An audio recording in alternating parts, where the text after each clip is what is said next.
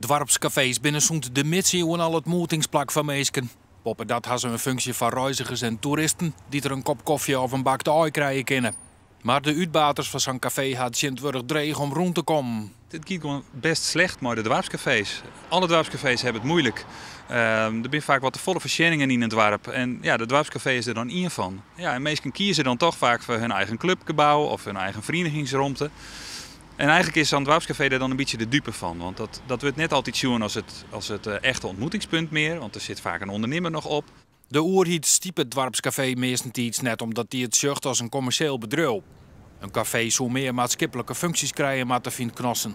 Het verenigingsleven zou erbij gelijks plak krijgen maar. Voor maatschappelijke ruimtes is altijd wel wat geld beschikbaar.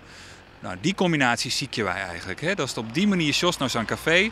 En dan is het echt een maatschappelijk en een commerciële combinatie. En dan is het probleem van iedereen om daar wat aan te doen.